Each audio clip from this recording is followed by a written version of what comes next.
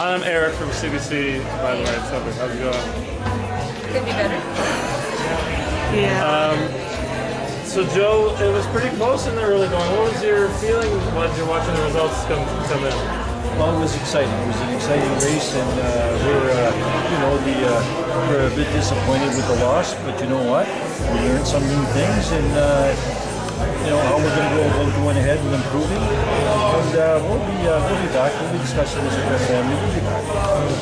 Joe, the numbers were so tight coming up all evening. Would you have anything you'd like to share with the community? Anything with your volunteers that you'd like to say?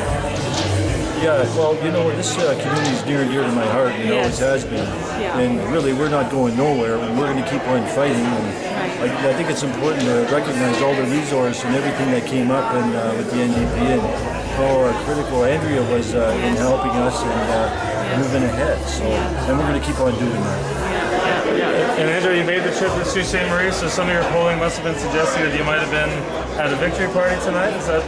Well, actually, it was. I made the commitment to Joe that if he finally said yes to being a candidate for me, that I would be here as often as I possibly could. So I'm a woman of my word, and so I got here as often as I possibly could. It was a great campaign. We had a lot of positivity on the streets, and as Joe said, we're certainly a little disappointed, but we concede this particular battle, but the war is still on, and 2018, I think people will be looking to see who they want to choose as a government, not just an individual seat here in Sault Ste. Marie. But the people have made their choice. We respect that, and it doesn't mean we're New Democrats are going to stop fighting for the Sioux, because we will always fight for the Sioux. How many times did you ask him to run before? Oh, I don't know. A couple of times, I think. A couple of times for sure, at least. What do you think made the difference? Joe, what do you think? Well, we're still putting everything together right now, on things that we can improve on, and we'll figure that all out going forward. And when we figure it out, when we come back, we'll be winning. Andrea, what are some of the things that you would consider were highlights for the campaign coming into Sault Ste. Marie? Oh, I mean, the biggest highlight was Joe Krmpotich. I mean, he's a fantastic candidate. He had a lot of support from his family, which was really, really wonderful to see.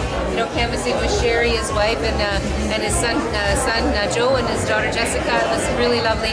He had a lot of support on the doorstep. He knew a lot of people, right? He knows a lot of people in his community. It's really amazing. You can't really go much more than 2 or 3 houses, and Joe is well connected with the people of Sault Ste. Marie. So again, it was in many ways a really inspiring campaign. But I mean, we know for sure that there are real issues that people are facing here. I mean, it's whether it's the moving away of young people because of lack of opportunity, lack of jobs. Grandparents that are worried that they won't see their grandchildren grow up because the young families are moving out. Everything from that to the Sioux Area Hospital and the fact that it's not able to provide the kind of care that I know that it wants to provide because of the cutbacks of the Liberal government.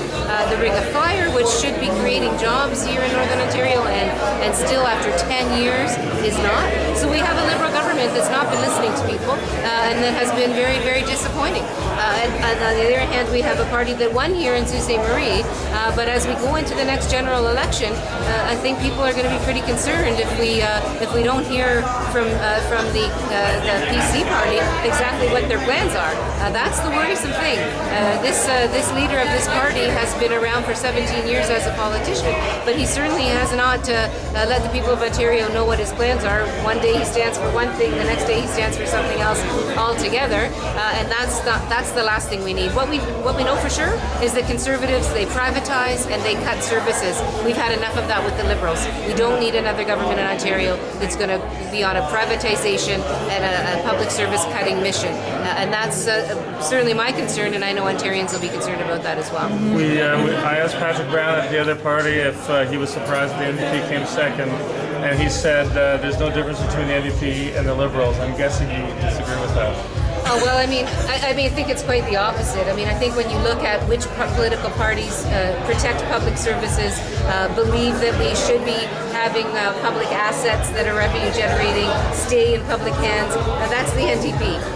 When it's farming, when it believe in pharmacare, for example, good jobs for people, decent wages for folks, and benefits, those are values of New Democrats. I don't see that the Liberals have any particular values, and the Conservative values are totally different from New Democrat values. They think that people should be able to go it alone. The government needs to be small. That you shouldn't be investing in people. That everybody should be, making it on their own. So again, I think that Mr. Brown's not being very analytical if he thinks that somehow New Democrats are like Liberals. We know where we stand. We know what we believe in. That's why we've been putting some big ideas on the table, whether it's our hydro plan to bring Hydro One back into public ownership, reduce bills by at least 30% for folks, and change the system, making sure people are not forced to cook dinner, for example, at 8 o'clock at night. They're not punished for cooking dinner at dinner time.